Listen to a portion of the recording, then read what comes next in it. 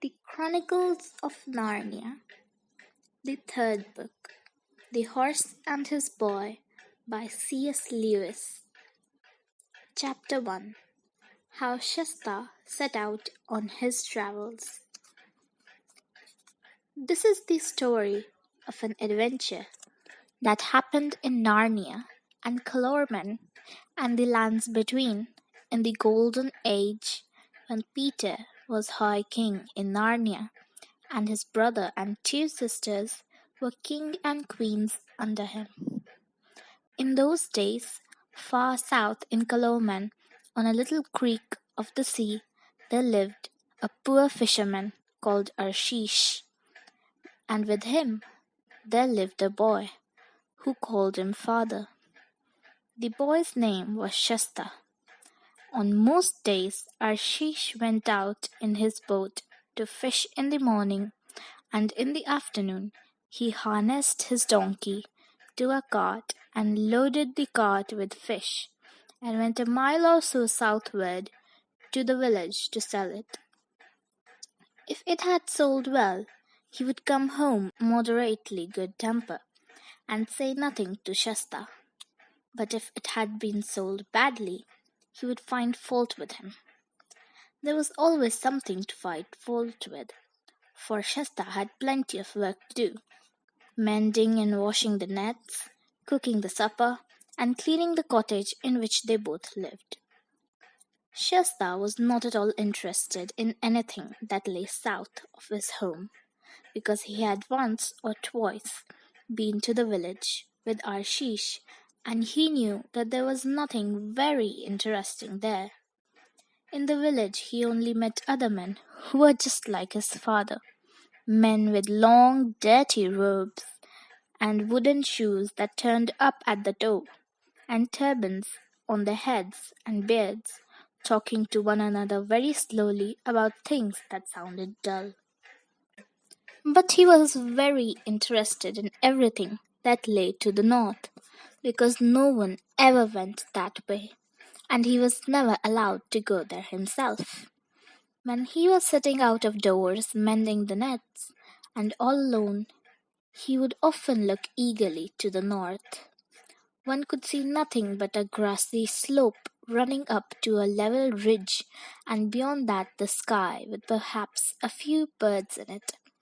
Sometimes, if Arshish was there, Shastha would say, "Oh, my father, what is there beyond that hill?" And then, if the fisherman was in a bad temper, he would box Shastha's ears and tell him to attend to his work.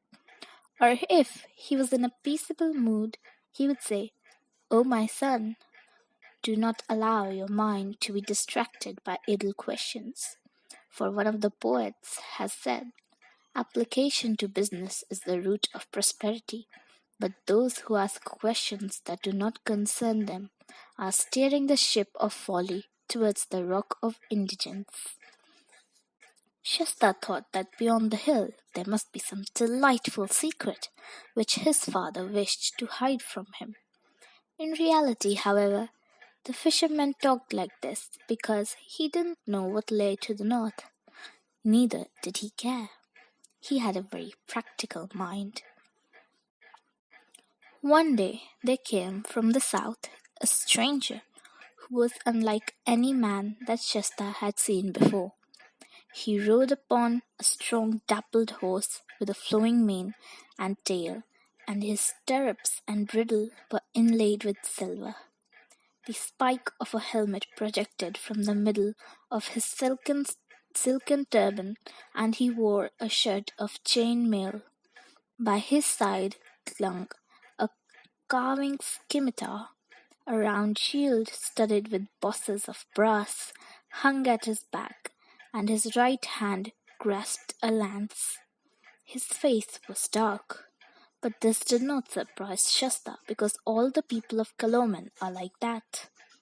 What did surprise him was the man's beard, which was dyed crimson, and curled and gleaming with scented oil. But Arshish knew by the gold ring on the stranger's bare arm that he was a Turkan, or great lord, And he bowed, kneeling before him, till his beard touched the earth, and made signs to Shastha to kneel also. The stranger demanded hospitality for the night, which of course the fishermen dared not refuse. All the best they had was set before the Tarkan for supper, and he didn't think much of it. And Shastha, as always happened when the fisherman had company, was given a hunk of bread and turned out of the cottage. On these occasions he usually slept with the donkey in its little thatched stable, but it was much too early to go to sleep yet, and Shastha, who had never learnt that it is wrong to listen behind doors, sat down with his ear to a crack in the wooden wall of the cottage to hear what the grown-ups were talking about. And this is what he heard. "And now, O my host," said the Tarkan, "I have a mind to buy that boy of yours." "O my master," replied the fisherman, and Shasta knew by the wheedling tone the greedy look that was probably coming into his face as he said it.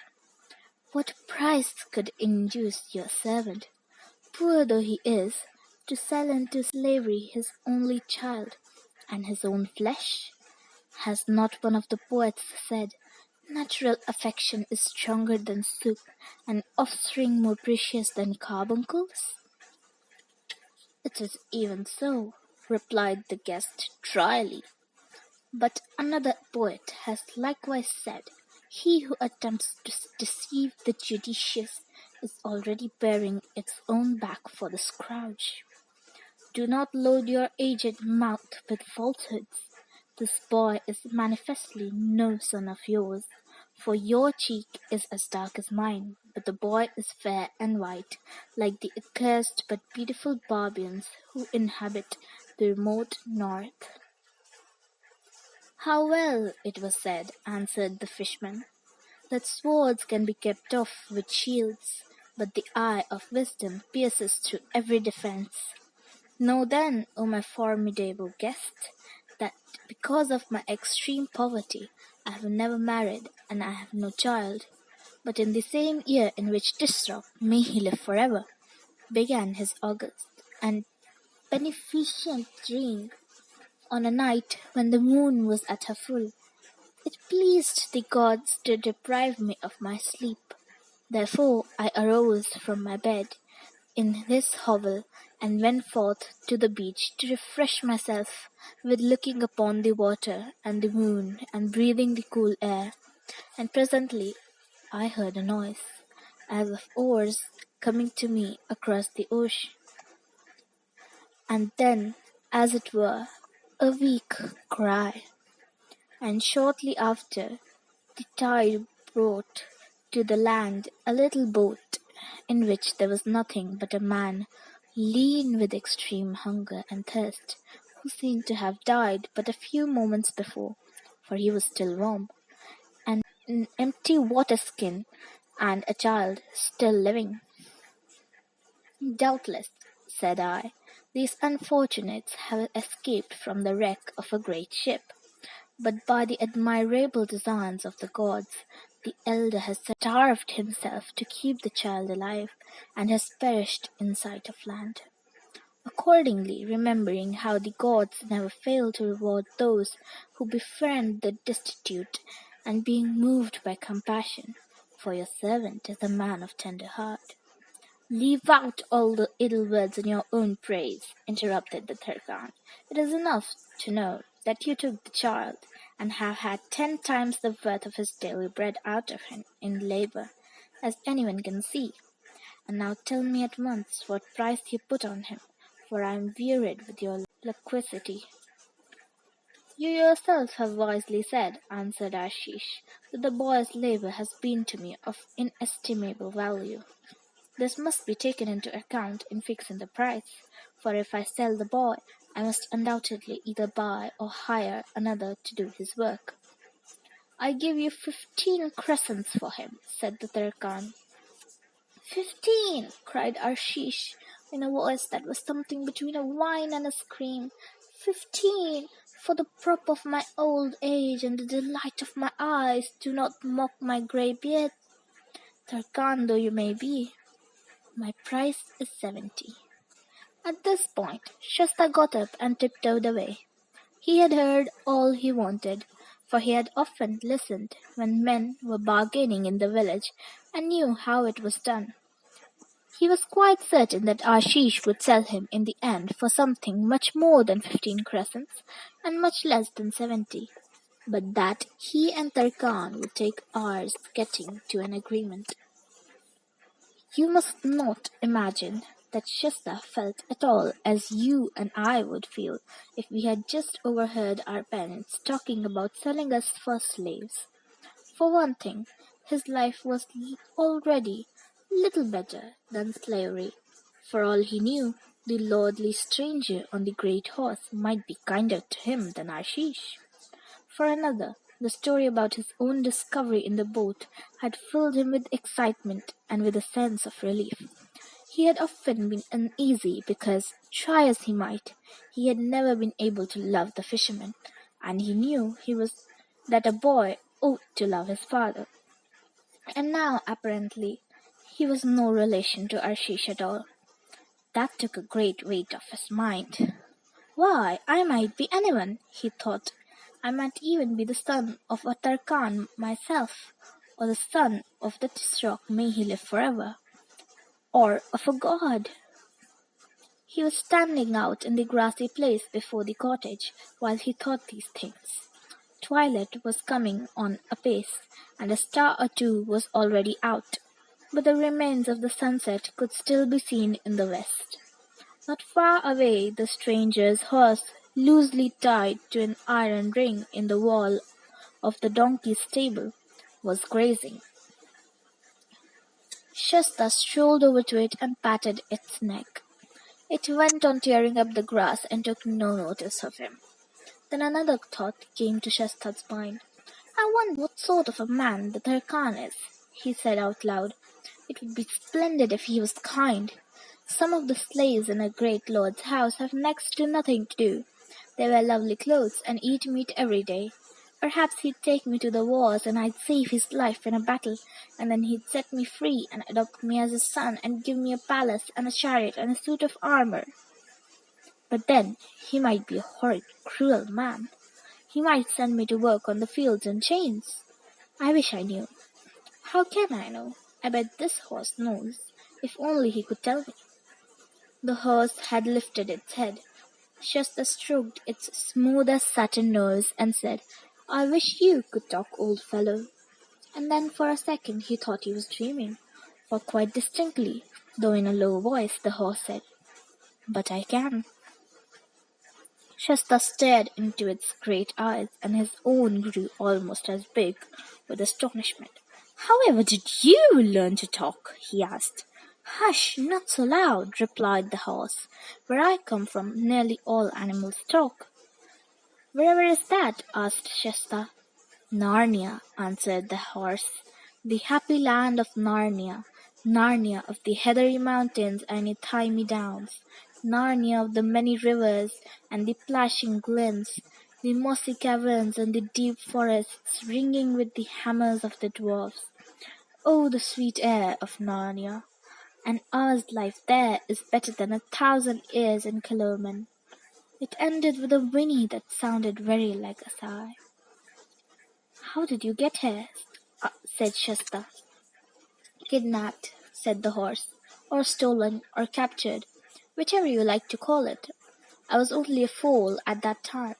My mother warned me not to range the southern slopes into Archenland and beyond, but I wouldn't heed her, and by the lion's mane, I have paid for my folly. All these years I have been a slave to humans, hiding my true nature and pretending to be dumb and witless like their horses. Why didn't you tell them who you were? Not such a fool, that's why. If they once found out I could talk, they would have made a show of me at fairs and guarded me more carefully than ever. My last chance of escape would have been gone. And why? Began Shastha, but the horse interrupted him. Now look, it said, You mustn't waste time on idle questions. You want to know about my master Tarkan and Radin? Well, he's bad. Not bad for me, for a whorehouse costs too much to be treated very badly. But you'd better be lying dead tonight than go to be a human slave in his house tomorrow. Then I'd better run away, said Shastha, turning very pale. Yes, you had, said the horse. But why not run away with me? Are you going to run away too? Said Shastha. Yes, if you'll come with me, answered the horse. This is the chance for both of us. You see, if I run away without a rider, everyone who sees me will say, "Stray horse," and be after me as quick as he can. With a rider, I've got a chance to get through. That's where you can help me. On the other hand, you can't get very far on those two silly legs of yours. What absurd legs humans have, without being overtaken. But on me, you can outdistance any other horse in this country. That's where I can help you. By the way, I suppose you know how to ride? Oh, yes, of course, said Shasta. At least, I've ridden the donkey. Ridden on the what? Retorted the horse with extreme contempt. At least, that's what he meant. Actually, it came in sort of a neigh. Ridden the what? Talking horses always become more horsey in accent when they're angry. In other words, it continued, you can't ride. That's a drawback. I'll have to teach you as we go along. If you can't ride, can you fall? I suppose anyone can fall, said Shasta. I mean, can you fall and get up without crying and mount again and fall again and yet not be afraid of falling? I'll try, said Shasta. Poor little beast, said the horse in a gentler tone. I forgot you're only a fool. We'll make a fine rider of you in time. And now, we mustn't start till those two in the hut are asleep. Meanwhile, we can make our plans. My Tarkan is on his way to the north, to the great city, to Tashban itself and the court of Tishrok. I say, put in Chesta in rather shocked voice.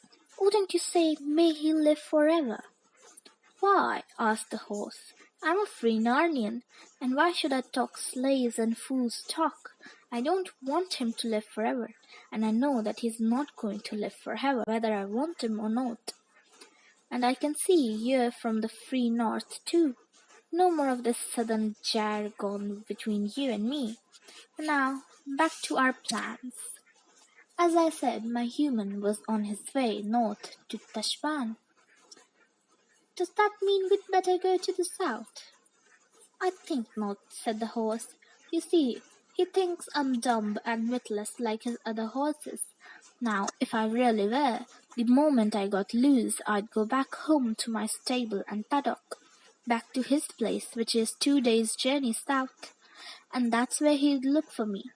He'll never dream of my going north on my own, and anyway, he will probably think that someone in the last village who saw me ride through has followed us to here and stolen me.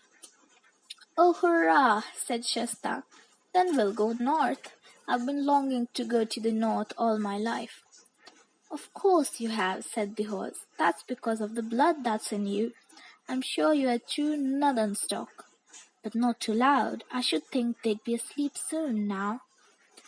I'd better creep back and see, suggested Shasta. That's a good idea, said the horse. But take care you're not caught. It was a good deal darker now, and very silent, except for the sound of the waves on the beach, which Shasta hardly noticed, because he had been hearing it all day and night, as long as he could remember. The cottage, as he approached it, showed no light. When he listened at the front, there was no noise. When he went around to the only window, he could hear, after a second or two, the familiar noise of the old fisherman's squeaky snore. It was funny to think that if it all went well, he would never hear it again. Holding his breath and feeling a little bit sorry, but much less sorry than he was glad, Shasta glided away over the grass and went to the donkey's stable, groped along to a place he knew where the key was hidden, opened the door, and found the horse's saddle and bridle, which had been locked up there for the night. He bent forward and kissed the donkey's nose. "I'm sorry we can't take you," he said. "There you are at last," said the horse when he got back to it. "I was beginning to wonder what had become of you." "I was getting your things out of the stable," replied Shastha. "And now, can you tell me how to put them on?" For the next few minutes Shastha was at work, very cautiously, to avoid jingling, while Horse said things like, "Get that girth a bit tighter," or "You'll find the buckle lower down," or "You'll need to shorten those stirrups a good bit." When all was finished, it said, "Now, we've got to have reins for the look of the thing, but you won't be using them. Tie them to the saddle-bow, very slack, so that I can do what I like with my head. And remember, you are not to touch them." "What are they for, then?" asked Shastha. "Ordinarily, they are for directing me," replied the horse. "But as I intend to do all the directing on this journey, you'll please keep your hands to yourself. And there's another thing. I'm not going to have you grabbing at my mane." "But I say," pleaded Shastha, "if I'm not to hold on by the reins or by your mane, what am I to hold on by?" "You hold on with your knees," said the horse. "That's the secret of good riding. Grip my body between your knees as hard as you like. Sit straight up, straight as a poker. Keep your elbows in. And by the way, what did you do with the spurs?" "Put them on our heels, of course," said Shastha. "I do know that much." "Well, you can take them off and put them in the saddle-bag. We may be able to sell them when we get to Tashbaan. Ready? And now I think you can get up." "Ooh, you're a dreadful height," gasped Shastha after his first and unsuccessful attempt. "I'm a horse, that's all," was the reply. "Anyone would think I was a haystack from the way you're trying to climb up me. There, that's better. Now sit up and remember what I told you about your knees. Funny to think of me, who had led cavalry charges and won races, having a potato sack like you in the saddle. However, off we go." It chuckled, not unkindly. And it certainly began their night journey with great caution. First of all, it went just south of the fisherman's cottage to the little river which there ran into the sea, and took care to leave in the mud some very plain hoof marks pointing south. But as soon as they were in the middle of the ford, it turned upstream and waded till they were about 100 yards further inland than the cottage. Then it selected a nice gravelly bit of bank which would take no footprints and came out on the northern side. Then, still at walking pace, it went northward till the cottage, the one tree, the donkey's stable, and the creek, everything in fact that Shasta had ever known, had sunk out of sight in the grey summer night darkness.